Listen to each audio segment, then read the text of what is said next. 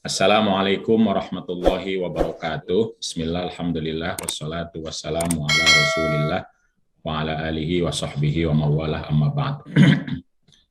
Teman-teman sekalian, saya kira kita bisa petik dari apa yang disampaikan oleh Mbak Nyai Maftuha tadi, Hanik Maftuha tadi, dan juga beberapa mengutip di buku saya bahwa kita, jika kita benar meyakini bahwa Islam adalah rahmatan lil alamin, bahwa Islam adalah akhlakul karimah, maka kita harus berhenti untuk mengatakan perempuan adalah penduduk terbanyak neraka. Mengapa? Ya karena kalau kita merujuk kepada otoritas Al-Quranul Karim adalah bahwa sudah disebutkan ayat-ayatnya bahwa seseorang masuk surga dan masuk neraka itu bukan karena jenis kelamin. Karena itu adalah tidak elok, adalah tidak beradab, adalah tidak rahmatan dan tidak akhlakul karimah ketika terus kita mengatakan perempuanlah penduduk neraka terbanyak. Apalagi kalau kita bilang bahwa Nabi Muhammad adalah seseorang yang mencintai perempuan. Hubbiba ilayya min dunyakum as-salas, bahwa Nabi itu mencintai perempuan, parfum, dan sholat. Kita harusnya malu untuk mengatakan bahwa perempuan penduduk neraka terbanyak. Belum lagi kita juga ingat bahwa banyak sosok-sosok besar seperti Siti Khadijah, seperti Aisyah, Fatimah, dan banyak sekali, apalagi kita lihat ya, banyak juga perempuan-perempuan yang baik, solehah, sukses, mendidik keluarga, menjadi penanggung jawab, berbuat banyak sekali untuk peradaban, pengetahuan, keimanan, keislaman. Kalau kita lihat majelis taklim juga banyak sekali perempuan. Kalau kita lihat pengajian-pengajian juga banyak sekali perempuan. Begitupun yang membangun peradaban, yang memastikan bahwa kehidupan ini terus baik, sejahtera, dan lain sebagainya juga banyak perempuan. Jadi tidaklah elok, tidaklah etis, tidaklah islami, tidaklah berakhlakul karimah kalau kita masih terus mendengungkan bahwa perempuan adalah penduduk neraka terbanyak. Apalagi kalau kita bilang fitrah, ya, fitrah kemanusiaan. Jadi manusia secara fitrah, kata Al-Quran, semuanya, laki-laki dan perempuan, ada modal atau ada faktor kebaikan di dalam diri manusia, dan ada faktor keburukan, mau laki-laki mau perempuan. Sehingga ungkapan-ungkapan yang justru menjurus bahwa perempuanlah sumber fitnah, misalnya perempuanlah yang akan masuk neraka, adalah sebuah ungkapan yang menyalahi fitrah kemanusiaan, menyalahi kesucian kemanusiaan yang telah digariskan oleh Al-Quran, walaqad karramna bani Adam, ahsana taqwim, dan juga fa'alhamaha fujuraha wa taqwaha, bahwa semua manusia itu ada modal baik, ada modal buruk, dan manusia adalah laki-laki dan perempuan.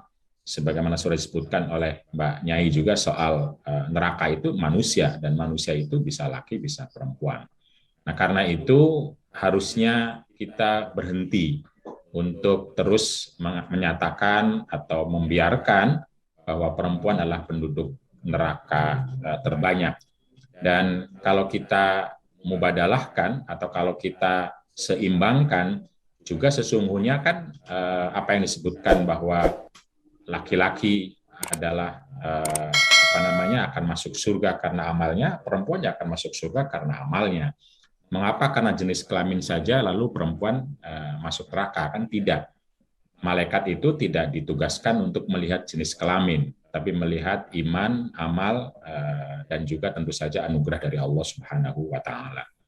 Jadi kalau kita lihat perempuan punya karakter, misalnya bergunjing dan lain-lain, saya kira laki-laki juga punya karakter yang sama, banyak bergunjing, bahkan bermusuhan. Para politisi itu kebanyakan laki-laki tengkar terus setiap hari, itu adalah sesuatu yang menjadi faktor dari keburukan yang akan membawa kepada neraka. Tapi kita tidak pernah bilang laki-laki banyak neraka, laki-laki masuk neraka. Kita hanya bilang laki-laki yang, berarti kan sifatnya. Dan sifat itu bisa ada pada siapapun. Nah, karena itu sekali lagi majelis ini mengajak, majelis tadarus ini mengajak kita semua, saya dan semua teman-teman baik di KUPI maupun di CP3M, di pesantren, sebisa mungkin untuk tidak lagi mengungkapkan perempuan penduduk neraka terbanyak. Lalu pertanyaannya, kan ada hadisnya katanya. Lah hadisnya itulah yang saya kira kita harus hormati hadis sebagai sosok Nabi Muhammad SAW. Tidak hanya sebagai teks yang itu terpenggal demikian rupa, tapi harus kita lihat dengan teks-teks yang lain. Harus kita lihat dengan Al-Quran, harus kita lihat dengan teladan Nabi Muhammad SAW, sehingga kita harus hormat, sopan, dan tidak mengambil sepenggal, lalu kita menggebiah-uyah dengan mudah mengatakan perempuan penduduk neraka terbanyak. Bagaimana itu? Mari kita lihat teks-teksnya, karena teks hadis itu banyak sekali, dan saya di buku saya hanya mengutip 4. Apalagi kalau teksnya itu lebih dari itu, maka kita punya gambaran yang lebih besar bahwa ini soal perilaku, bukan soal jenis kelamin. Karena itu harus berhenti ngomong perempuannya, kita harus ngomong perilakunya. Jadi bukan perempuan penduduk neraka terbanyak, tapi perilaku seperti itu yang akan menjadi penduduk neraka terbanyak, mau laki-laki maupun perempuan. Mari kita sedikit mengurai beberapa hadis ya. Dalam setiap tadarus kemarin, saya sering mengatakan bahwa hadis itu adalah teks-teks yang disandarkan kepada Nabi Muhammad SAW. Disandarkan artinya teks itu baru dibukukan sebagai sebuah otoritas itu bukan pada masa Nabi, tidak sebagaimana Al-Quran itu sejak pada masa Nabi dan sampai sekarang semua umat Islam Qurannya sama, cuma satu, apapun pahamnya, apapun akidahnya, apapun madhabnya, Qurannya sama. Kita tahu misalnya ada Sunni, ada Syiah, ada apalagi Khawarij, ada Ahmadiyah, ada dan lain-lain. Itu Qurannya ya satu sejak masa Nabi sampai sekarang. Nah, beda dengan hadis. Hadis itu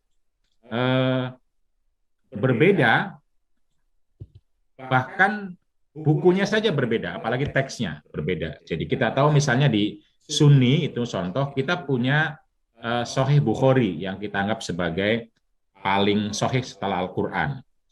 Tapi tidak cukup Sahih Bukhari hadis itu, ada Sahih Muslim, ada Kutubus Sittah ya. Di sini ada Musnad Ahmad nanti. Juga ada Ibnu Abu Dawud, Ibnu Majah, Nasai, itu ada 6 minimal ya, minimal 6 itu. Tetapi sebelum itu, kan Imam Bukhari itu wafat pada abad ketiga Hijriah. Nah sebelum itu kita juga punya kitab-kitab hadis. Setelah itu sampai sekarang kita juga punya kitab-kitab hadis. Kalau Quran nggak ada kitab-kitab Quran kedua, ketiga tidak ada. Kalau kitab hadis itu banyak sekali. Memang yang paling otoritatif 6, tapi prakteknya kita merujuk lebih daripada 6 kitab hadis. Dan kitab hadis ini dalam berbagai aspek kadang-kadang berbeda redaksinya, kadang-kadang bertentangan bahkan bertentangan. Apakah itu dari Nabi pertentangan perbedaannya? Tentu saja tidak kalau kata ulama. Tetapi dari orang-orang yang bertanggung jawab menuliskan bahwa itu hadis. Jadi misalnya hadis yang dibacakan pertama oleh Mbak Nyai itu, Ittala'tu fil jannah, fara'aitu aksaru ahliha al-fuqara. Itu ada di Al-Bukhari, dan Bukhari bilang, nah, hadis itu syaratnya tidak sebagaimana Quran, qala Nabi, qala Allah langsung. Kalau hadis itu harus mempertanggungjawabkan, dari siapa kamu bilang itu hadis? Nah, itu namanya sanad. Nah, contoh hadis yang dibahas dibacakan tadi itu disampaikan oleh Bukhari, kata yang Bukhari, saya dengar dari Sa'id, saya dengar dari Muhammad, saya dengar dari Zaid, saya dengar dari Ayad dari Abu Sa'id Al-Khudri. Jadi panjang sekali jalurnya, yang jika salah satunya itu dianggap tidak kredibel, maka gugur hadis ini. Karena itu jangan heran kalau ada ulama misalnya yang tidak mau menerima, bukan karena tidak mau menerima hadisnya karena dari Nabi, bukan, tapi karena Imam Bukharinya atau Sa'idnya atau Muhammadnya, atau karena satu saja yang dianggap masalah itu bermasalah nanti hadisnya. Jadi bukan hadisnya, bukan karena menolak Nabi Muhammad. Bahkan masa sahabat itu kan banyak sekali, ribuan.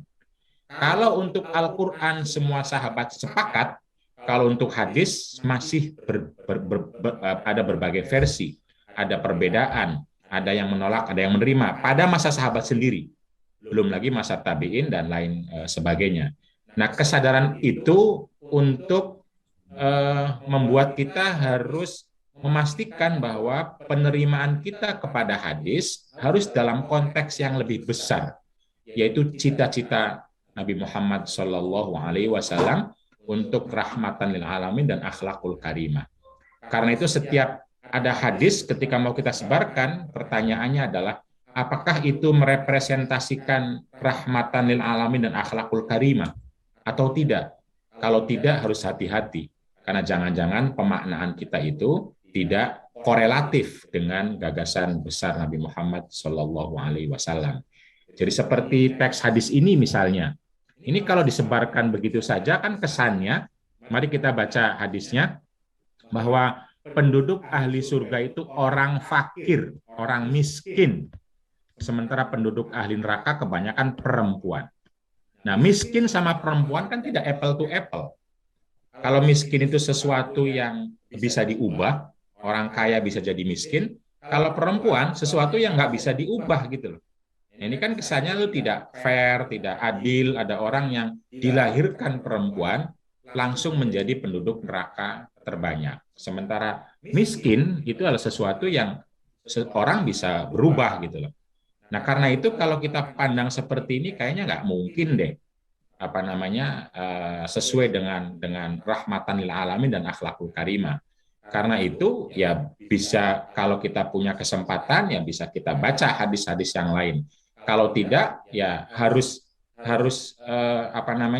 dipastikan bagaimana maknanya itu tidak melanggar kepastian Al-Qur'an yang mengatakan bahwa surga dan neraka itu persoalan kebaikan keburukan, keingkaran keimanan, bukan persoalan jenis kelamin gitu. Tapi persoalan ingkar atau tidak, kemudian iman atau tidak, kemudian amal soleh atau tidak, kemudian dapat anugerah dari Allah atau tidak gitu loh.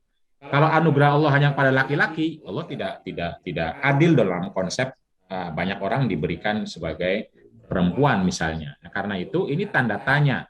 Tanda tanya itu bukan karena mau menolak Bukhari, menolak hadis, tapi tanda tanya itu karena pemahaman kitanya sampai pada pemahaman perempuan akan menjadi penduduk neraka terbanyak, orang miskin akan menjadi surga terbanyak misalnya. Nah, karena itu kalau kita lihat hadis-hadis lain misalnya, ya hadis-hadis lain, ini cerita yang lebih lengkap. Kalau ini kan tidak ada sama sekali asbabun nuzulnya. Nah, kalau yang kedua itu ada semacam asbabun nuzulnya, bahwa Nabi menemui para perempuan lalu mengajak bersedekah. Ayo sedekah, ayo sedekah. Fa inni uritukunna aksaro ahlinnar. Nah, ini berbeda redaksinya nih. Kalau tadi kan perempuan penduduk neraka terbanyak, kalau ini kalian. Kalian itu berarti ya perempuan yang saat itu, karena kalian bahasa fa inni uritukunna. Saya melihat kalian itu penduduk ahli neraka terbanyak, tetapi kalau sedekah nanti Anda tidak gitu loh. Nah, kenapa kami akan masuk neraka ya Rasulullah, kata para sahabat perempuan bertanya di situ, yaitu kalian yang banyak melaknat dan kalian yang tidak mau bersyukur. Nah, ini kan sudah didefinisikan. Kalau sini kan nggak ada definisinya, perempuan saja, titik. Kalau sini didefinisikan kalian, pertama kalian berarti kalau kita ngikutin kaidah bahasa Arab ya orang di situ aja yang ngomongnya kalian kok. Berarti bukan semua perempuan, tapi kalian pada saat itu. Kemudian Nabi meminta untuk dibebaskan melalui sedekah, dan juga kenapa bisa begitu karena sering melaknat dan mengingkari pemberian atau tidak mensyukuri pasangannya atau keluarganya. Nah, ini juga sama hadis Bukhari. Ini sama-sama Bukhari, redaksinya berbeda. Konteksnya bisa jadi berbeda. Ya mungkin 2 kali ngomongnya atau mungkin sekali, tetapi perawinya yang berbeda-beda meriwayatkan dengan cara yang berbeda. Bahkan disebutkan dalam Fathul Bari, dalam konteks ini beberapa perawi, mungkin sahabat, mungkin yang lain, meriwayatkan hadisnya bil makna. Bil makna itu artinya lafadznya bukan dari Nabi, tapi dari perawi gitu loh, menyusun ulang hadis tersebut gitu loh. Nah, tapi ini nanti kalau kita lihat misalnya, ini orangnya sama loh, perawinya itu, sanadnya itu sama, sanadnya sama. Mari kita lihat riwayat lain ya untuk satu-satu. Nanti kalau mau dibahas lebih lanjut sih, saya harap ada akademisi yang membahas seluruh hadis-hadis ini sehingga kelihatan petanya lebih komprehensif ya. Nah, hadis yang kedua di Musnad Ahmad. Ini gurunya Imam Bukhari karena lebih dahulu yang punya kumpulan hadis dan merupakan ulama fikih. Beliau adalah muridnya Imam Syafi'i. Nah, hadis yang dikutipnya itu ada tambahan. Ada tambahan, ittala'tu fil jannati fara'aitu aksar ahliha al-fuqara wa tala'tu finnar fara'aitu aksaru al-aghniya. Jadi ini sudah apple to apple nih, bahwa yang akan menjadi penduduk terbanyak surga itu orang-orang miskin, sementara di neraka itu orang-orang kaya. Nah, kan apple to apple. Apple to apple, tetapi ada tambahan. Wan nisa, orang kaya dan perempuan. Memang ada tambahan. Ini yang tidak apple to apple. Pertanyaannya apakah berarti yang di surga itu laki-laki? Tidak disebutkan di sini ya. Tetapi yang ingin saya tegaskan adalah bahwa kalau fuqara, orang miskin dan orang kaya itu sesuatu yang ikhtiari. Ikhtiari itu ya orang bisa dapat, bisa tidak. Tergantung usahanya, tergantung kemauannya. Tapi kalau jenis kelamin an-nisa itu sesuatu yang terberi. Orang tidak bisa, saya nggak mau lahir sebagai perempuan. Nggak bisa, dia lahir ya menjadi perempuan atau menjadi laki-laki dalam konteks jenis kelamin gitu loh. Nah, ini yang menjadi pertanyaan lagi. Tetapi setidaknya kita sudah punya bandingan bahwa ini soal perilaku, yaitu kaya. Tapi ulama di sana menjelaskan, misalnya, bukan kekayaan yang membuat orang masuk neraka, bukan juga kemiskinan yang membuat orang masuk surga. Jadi sudah dibilang kaya pun, itu ternyata bukan kaya yang membuat masuk neraka. Sudah dibilang miskin pun, ternyata bukan miskin yang membuat orang masuk surga. Tetapi karakter-karakter yang ada pada orang miskin, yang bisa jadi dipakai oleh orang kaya. Atau karakter-karakter sama orang kaya yang buruk yang bisa jadi dipakai sama orang miskin sehingga orang kaya pun masuk surga. Nah, itu artinya sudah dimaknai. Kenapa? Karena ya banyak di antara kita orang kaya baik-baik. Banyak juga di antara kita orang miskin yang buruk-buruk, jahat-jahat misalnya. Nah, itu artinya adalah bahwa hadis itu dimaknai agar sesuai dengan visi rahmatan lil alamin. Jadi, karena kalau tidak, maka kesannya adalah hanya menjadi miskin, orang masuk surga. Hanya menjadi kaya, orang masuk neraka. Padahal dalam penjelasan yang lebih visioner, yang lebih sesuai dengan akhlakul karimah, itu soal perilaku orang miskin yang sabar, yang tenang, yang tidak mudah mengumpat dan tidak banyak melakukan hal-hal yang membuat dia jahat karena ingin memperoleh harta misalnya. Sementara orang kaya yang akan masuk ke neraka adalah orang kaya yang rakus, yang suka menipu, yang suka menipu dan lain sebagainya. Nah, itu kan artinya adalah bukan kaya, bukan miskin. Nah, karena itu lalu kemudian perempuan juga harusnya dimaknai sama, bukan jenis kelaminnya, tetapi nanti perilakunya. Sehingga kita harus bilang perilaku, bukan kaya, miskin, atau perempuan. Nah, mari kita lihat misalnya salah satu hadis yang juga Sahih Muslim, yang sudah dikutip oleh Mbak Nyai Hani tadi, bahwa di hadis lain dibilang penduduk neraka itu cuma 5, dan kelima-limanya laki-laki. Ini kan artinya adalah hadis yang kalau kita baca secara komprehensif itu bukan soal kelelakian yang masuk ke neraka gitu, tetapi soal perilakunya. Nah, karena itulah menurut saya kalau kita membaca hadisnya secara komprehensif, harusnya kita tidak lagi ngomong perempuan penduduk neraka terbanyak. Sekalipun ada hadis itu, ya sekalipun ada hadis itu. Karena hadis itu harus dimaknai dengan hadis-hadis yang lain agar kita hormat kepada akhlakul karimah Nabi Muhammad SAW yang juga berbicara pada konteks lain bahwa neraka dan surga itu soal keimanan, soal kebaikan, soal amal soleh, bukan soal jenis kelamin. Nah, karena itu kalau kita beradab dan bertata krama kepada Nabi Muhammad SAW, harusnya tidak bilang laki-laki atau perempuan yang akan masuk neraka atau masuk surga. Jadi di hadis ini misalnya jelas-jelas sekali menggunakan kata-kata laki-laki. Paling tidak yang paling sangat kentara itu di rajulun la yusbihu, itu rajulun. Khainun juga sama. Ya, kalau kita bilang itu netral, tapi kata-kata rajulun itu laki-laki misalnya. Jadi itu bisa dibilang bahwa ini merupakan hadis dalam satu tema, di tematik, memahami hadis dalam satu tema, di mana di sini ada kata-kata rojulun, tetapi tidak kita maknai sebagai laki-laki, tapi sebagai orang yang. Jadi rojulun la yusbihu wa la yumsi illa yukhadi'uka. Jadi dia adalah orang yang menipu dalam berbagai kesempatan. Itu laki-laki. Nah, begitupun kita juga punya hadis yang sudah dimaknai oleh seluruh ulama bahwa penduduk surga itu 7, dan 7-nya itu laki-laki.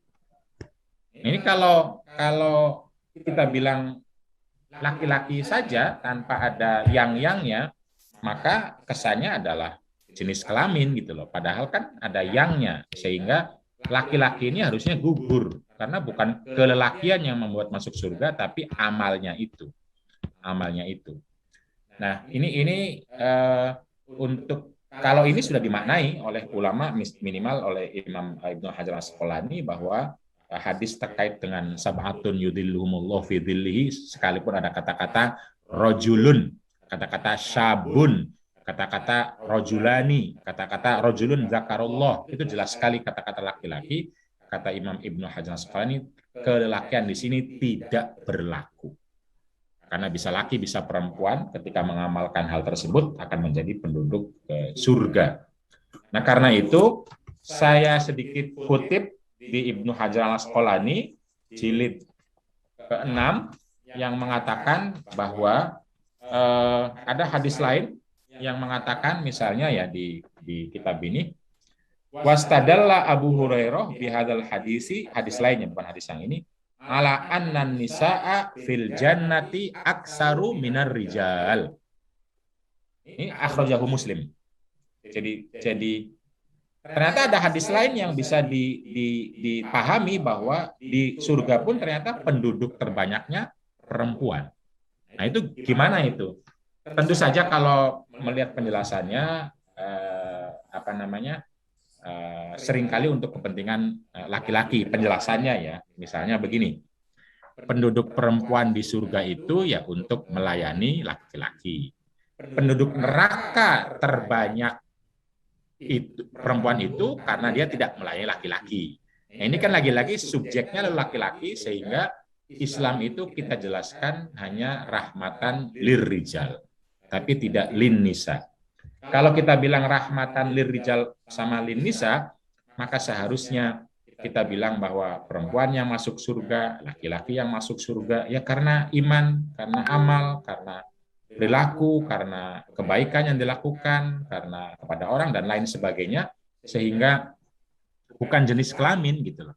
Begitupun neraka ya, begitupun neraka. Nah, karena itu dalam konteks mubadalah yang basisnya adalah rahmatan lil alamin sama akhlakul karimah, lagi-lagi saya ingin menegaskan bahwa pemaknaan terhadap hadis itu yang sesuai dengan semangat rahmatan lil alamin, akhlakul karimah, lalu otoritas Al-Quran yang mengatakan iman dan amal inilah yang berkaitan dengan surga neraka itu, maka kita harus memaknai bahwa penduduk neraka itu tidak ada kaitannya dengan jenis kelamin. Karena itu kita harus berhenti bilang perempuan penduduk neraka terbanyak. Harus berhenti. Kenapa? Karena kita tidak bilang laki-laki penduduk neraka terbanyak, tidak bilang. Karena padahal hadisnya ada. Laki-laki penipu, laki-laki pengkhianat, laki-laki yang kikir, gitu kan. Itu kita tidak bilang. Tapi kita bilang penipu pengkhianatnya saja. Nah, karena itu ini harus dihapus bareng dalam kesadaran kita, bukan soal laki dan perempuan, tapi soal perilaku. Melaknat, kemudian sombong, kemudian pengkhianat, kemudian penipu, kikir dan pembohong, buruk perilaku dan kasar. Nah, ini adalah perilaku-perilaku yang saya kira disepakati oleh seluruh ulama, yang itu bagian dari rahmatan lil alamin, bahwa kita harus mentransformasikan diri kita menjadi perilaku-perilaku yang baik. Nah, di antaranya adalah ini pun sama, menggunakan laki-laki semua yang ulama sepakat, ini dihapus laki-lakinya, sehingga kita bilang orang yang. Jadi kata-katanya rojulun pun diartikannya orang yang. Maka kata-kata nisaun sekalipun harus diartikan orang yang, agar kita tidak terjebak untuk mengatakan perempuan penduduk neraka terbanyak dan laki-laki penduduk neraka, penduduk surga terbanyak. Tapi kita bilang orang yang, sehingga kita tidak begitu membesar-besarkan lalu menyalah-nyalahkan seseorang hanya karena dia perempuan, tetapi kita ajak bersama semua pihak, laki-laki maupun perempuan, untuk berbuat baik, untuk berakhlakul karimah, untuk menjadi anugerah. Ketika itu anugerah itu ada pada perempuan, kita apresiasi, ada pada laki-laki, kita apresiasi. Ketika sebaliknya ada pada laki-laki, harus kita kritik. Begitupun ketika ada pada perempuan, sehingga kita benar-benar mengamalkan apa yang telah ditegaskan sebagai rahmatan lil alamin, betul-betul anugerah kepada semesta, laki-laki dan perempuan. Dan disitulah saya kira mengapa kita perlu saling mendukung. Karena kalau dengan bahasa perempuan itu pasti, itu tidak mungkin lagi terjadi saling mendukung.